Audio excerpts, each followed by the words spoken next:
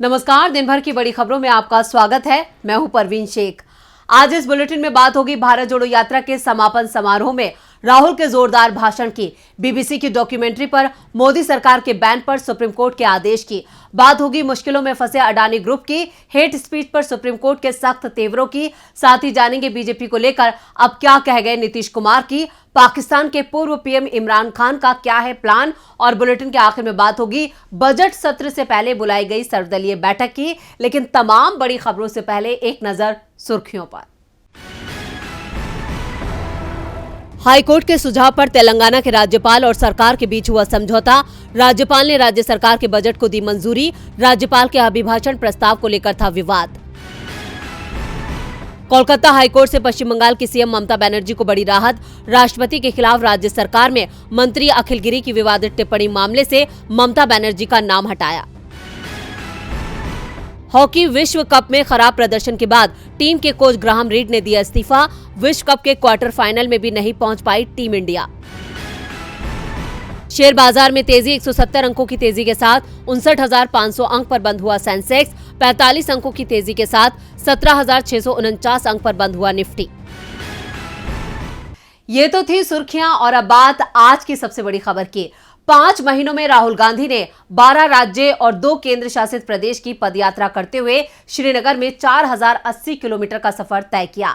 आज भारत जोड़ो यात्रा के समापन समारोह में राहुल गांधी काफी भावुक दिखे, तो वहीं भारी बर्फबारी के बीच राहुल ने जोरदार भाषण दिया, जो उनके बारिश में भीगते भाषण की याद दिला गया।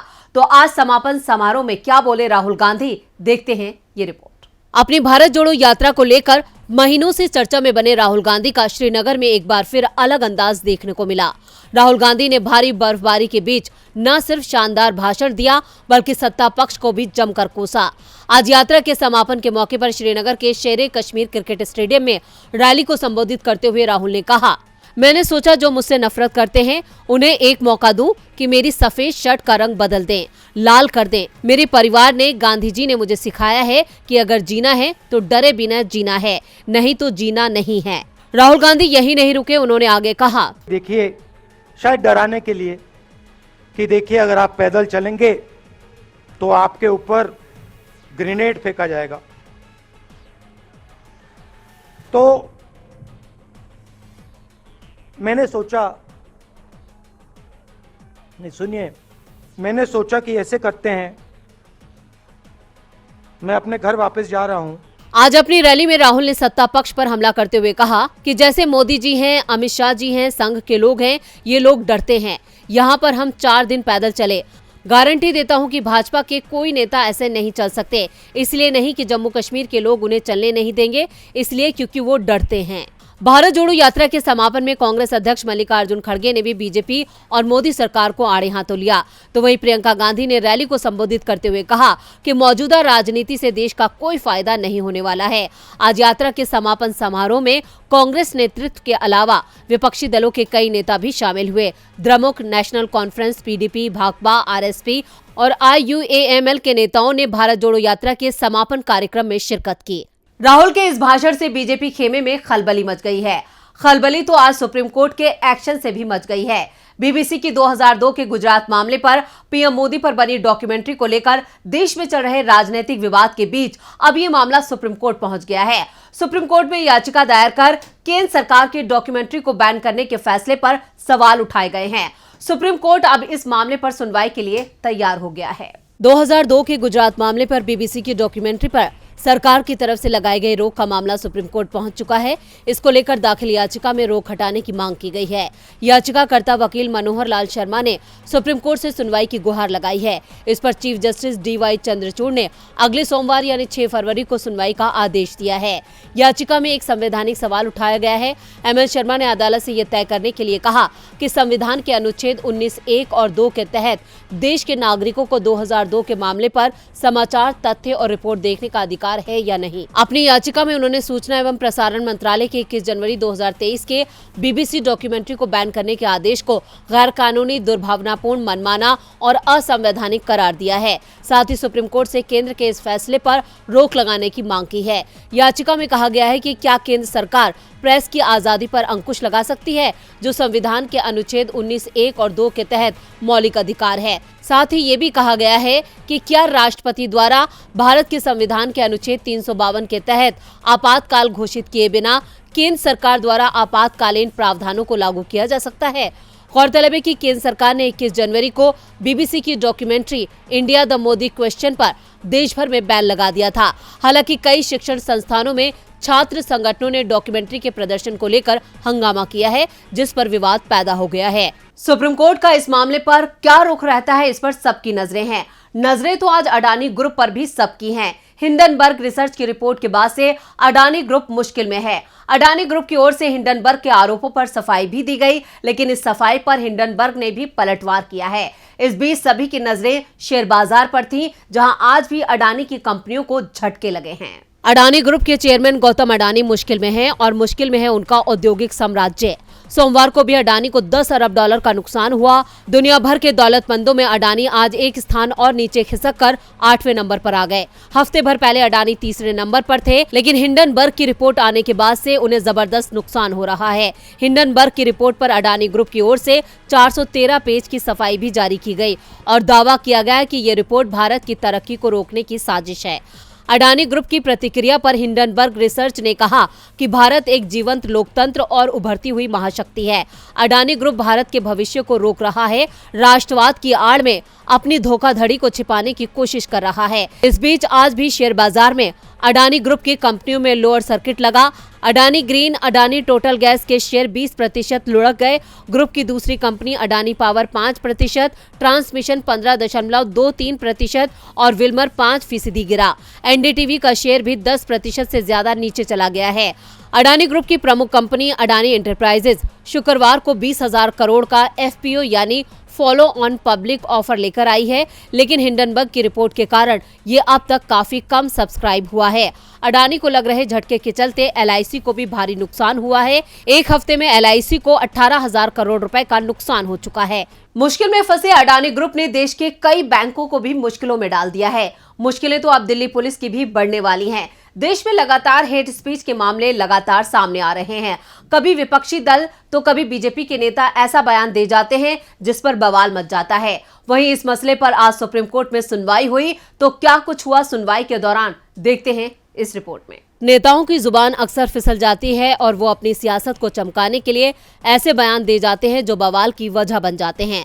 कुछ नेताओं की बातें तो हेट स्पीच के दायरे में भी आती हैं। इसे लेकर सर्वोच्च अदालत में कई याचिकाएं दायर की गई, जिस पर आज अहम सुनवाई हुई। याचिकाकर्ताओं ने सुप्रीम कोर्ट को बताया कि दिल्ली में धार्मिक सभाओं में दी गई हेट स्पीच मामले में दिल्ली पुलिस के हलफनामे में वॉइस सैंपल के मिलान में देरी हुई। साथ ही भविष्य में इस तरह के बयान न दिए जाएं, इसको लेकर भी पुलिस ने कोई कदम उठाने के बारे में जानकारी नहीं दी। याचिकाकर्ता तुषार गांधी के वकील ने कहा, वॉइस सैंपल लेने में देरी की गई। दूसरा पहलू ये है कि दिल्ली पुलिस ने हेट स्पीच के प्रिवेंटिव मेजर्स पर अपने हलफनामे में चुप्पी साध रखी है। वहीं सुप्रीम कोर्ट ने दलीलें सुनने के बाद इस मामले में दिल्ली पुलिस से नया हलफनामा दाखिल करने के लिए कहा है। इसी के साथ ही सुनवाई को 3 हफ्तों के लिए टाल दिया गया है। वैसे ये कोई पहली बार नहीं है जब कोर्ट ने दिल्ली पुलिस को फटकार लगाई हो। इससे पहले भी कोर्ट कई बार खरी खोटी सुना चुका है। दिल्ली में धर्म संसद में हेट स्पीच के मामले पर कोर्ट ने पूछा था कि धर्म संसद 19 दिसंबर 2021 को हुई थी, तो इसके 5 महीने बाद केस क्यों दर्ज किया गया था और इस मामले में कितने लोगों से पूछताछ की गई। इस फटकार के बावजूद पुलिस मामले में ढील बरतती नजर आ रही है, जिस पर कोर्ट एक बार फिर सख्त हो गया है। हेट स्पीच ने देश में नफरत के दायरे को बढ़ाया है और इसके लिए अब दिल्ली पुलिस सवालों में है। कोर्ट के रुख से साफ है कि आने वाले दिनों में पुलिस की मुश्किलों में इजाफा होगा। मुश्किलें तो बिहार में सीएम नीतीश ने बीजेपी की बढ़ा दी हैं। बिहार का सियासी पारा गरमाया हुआ है। इसकी वजह बीजेपी और जेडीयू के बीच जारी जुबानी जंग है, जहां एक तरफ बीजेपी सत्ता पर काबिज होने के लिए लगातार जेडीयू को ललकार रही है, तो दूसरी तरफ सीएम नीतीश कुमार ने जमकर पलटवार किया है। बिहार में नीतीश कुमार और बीजेपी की दोस्ती की दास्तां से हर कोई वाकिफ है। सत्ता के लिए सियासी पटरी पर लंबे वक्त तक दोनों ने दोस्ती की रेलगाड़ी दौड़ाई, लेकिन जब बात महत्वाकांक्षाओं की आई तो दोस्ती दुश्मनी में तब्दील हो गई और इसी तकरार के बीच बीजेपी और जेडीयू के बीच जुबानी जंग छिड़ी हुई है। सीएम नीतीश ने बीजेपी पर निशाना साधते हुए कहा कि मरते दम तक बीजेपी के साथ नहीं जाएंगे। मुझे मर जाना कबूल है, लेकिन बीजेपी के साथ जाना नहीं। हम लोग अटल जी को मानने वाले लोग हैं। उन्होंने दावा किया कि हमने बीजेपी को छोड़ दिया था, लेकिन वो जबरदस्ती पीछे पड़कर साथ आए। 2020 में हम तो मुख्यमंत्री बनना नहीं चाहते थे, लेकिन इन्होंने जो किया सबने देखा। हम लोगों ने इन्हें इतनी इज्जत दी। इतना ही नहीं, नीतीश कुमार ने कहा कि चुनाव तो होने दीजिए, इस बार सबको पता चल जाएगा कि कितनी किसकी सीटें आती हैं। सीएम नीतीश कुमार का यह बयान ऐसे वक्त पर आया है जब उनकी पार्टी के नेता उपेंद्र कुशवाहा लगातार उन पर निशाना साध रहे हैं। उपेंद्र कुशवाहा ने दावा किया था कि जेडीयू के बड़े नेता बीजेपी के संपर्क में हैं। इससे पहले जब उपेंद्र कुशवाहा एम्स में भर्ती हुए थे, तब उनकी फोटो भी कुछ बीजेपी नेताओं के साथ सामने आई थी। इसके बाद कुशवाहा के बीजेपी में शामिल होने के कयास लगाए जाने लगे थे। हालांकि कुशवाहा ने कहा कि वो जेडीयू को छोड़कर कहीं नहीं जाने वाले। अब भले ही जेडीयू नेता ने ये बात कही हो, लेकिन नीतीश को बगावत के संकेत मिल चुके हैं, इसलिए वो लगातार बीजेपी को आड़े हाथों ले रहे हैं। अब देखना होगा कि विपक्षी पार्टी इस पर क्या प्रतिक्रिया देती है। नीतीश कुमार के इस बयान से बीजेपी का तिलमिलाना तय है। तिलमिलाई हुई तो इस वक्त पाकिस्तान की सत्ता पर काबिज शहबाज शरीफ की सरकार भी है। आमतौर पर चुनाव में एक व्यक्ति एक सीट पर चुनाव लड़ता है। भारत में एक व्यक्ति 2 सीटों पर भी चुनाव लड़ सकता है, लेकिन एक ही सदन के लिए 2 से ज्यादा सीटों पर एक ही समय पर चुनाव नहीं लड़ा जा सकता। लेकिन जब बात पाकिस्तान की हो तो वहां मामला कुछ अलग हो जाता है। पाकिस्तान के नेशनल असेंबली के लिए 33 सीटों पर हुए उपचुनाव का ऐलान हो चुका है। मुकाबला मुस्लिम लीग नवाज, पाकिस्तान पीपल्स पार्टी और इमरान खान की पाकिस्तान तहरीक-ए-इंसाफ यानी पीटीआई के बीच माना जा रहा है।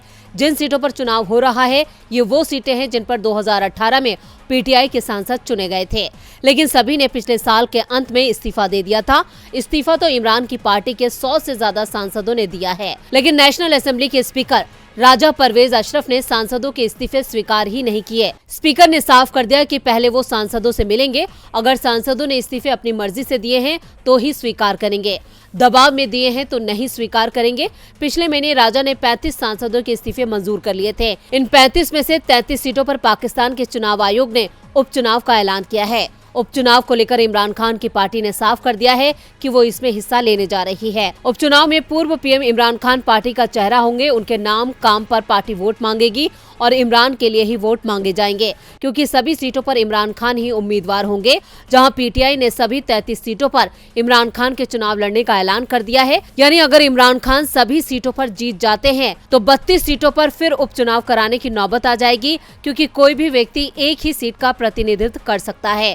पीटीआई के उपाध्यक्ष और पूर्व विदेश मंत्री शाह महमूद कुरैशी ने कहा कि ये फैसला पार्टी की कोर कमेटी की बैठक में किया गया है कि इमरान खान सभी 33 संसदीय सीटों पर पीटीआई के इकलौते उम्मीदवार होंगे। पीटीआई की रणनीति से शहबाज शरीफ सरकार मुश्किल में दिखाई दे रही है, क्योंकि पाकिस्तान के नेशनल असेंबली के लिए इसी साल जुलाई में चुनाव होने हैं और अगर इमरान खान ज्यादातर सीटों पर चुनाव जीत जाते हैं तो इसका फायदा आम चुनाव में पीटीआई को मिल सकता है। और बुलेटिन के आखिर में बात आज हुई सर्वदलीय बैठक की। संसद का बजट सत्र मंगलवार से शुरू हो रहा है और सत्र से पहले आज सरकार ने सर्वदलीय बैठक बुलाई। इस बैठक में ही विपक्ष ने अपने तेवर बता दिए हैं कि सरकार के लिए बजट सत्र आसान नहीं होने वाला। तो क्या हुआ सर्वदलीय बैठक में, देखते हैं ये रिपोर्ट। मंगलवार से संसद का बजट सत्र शुरू हो रहा है। इस सत्र में मोदी सरकार दूसरे कार्यकाल का 5वां पूर्ण बजट पेश करेगी, क्योंकि अगले साल फरवरी मार्च में चुनाव का ऐलान हो जाएगा, इसलिए पूर्ण बजट नई सरकार पेश करेगी। बजट सत्र सुचारू रूप से चले, इसे लेकर आज सरकार की ओर से संसद भवन में सर्वदलीय बैठक बुलाई गई। बैठक में कांग्रेस की ओर से किसी प्रतिनिधि ने हिस्सा नहीं लिया, क्योंकि कांग्रेस के अध्यक्ष और राज्यसभा में विपक्ष के नेता मल्लिकार्जुन खड़गे और लोकसभा में कांग्रेस के नेता अधीर रंजन चौधरी दोनों ही भारत जोड़ो यात्रा में शामिल थे, इसलिए वो बैठक में नहीं आ पाए। बैठक में गौतम अडानी और हिंडनबर्ग की रिपोर्ट का मुद्दा भी उठा। विपक्ष की मांग है कि इस मामले में संसद में चर्चा कराई जाए। इसके साथ ही विपक्ष को सदन में अपनी बात रखने का मौका देने की मांग की गई। संसद का बजट सत्र 31 जनवरी से शुरू हो रहा है। पहले दिन राष्ट्रपति द्रौपदी मुर्मू लोकसभा और राज्यसभा के संयुक्त सत्र को संबोधित करेंगी। इसी दिन सरकार आर्थिक सर्वेक्षण पेश करेगी। वित्त मंत्री निर्मला सीतारमण 1 फरवरी को देश का बजट पेश करेंगे। बजट सत्र का पहला चरण 13 फरवरी तक चलेगा। उसके बाद 1 महीने का अवकाश रहेगा। 13 मार्च से बजट सत्र का दूसरा चरण शुरू होगा, जो 6 अप्रैल तक चलेगा। इस दौरान 27 बैठकें होंगी। तो आज इस बुलेटिन में बस इतना ही। देखते रहिए डीबी लाइव। नमस्कार।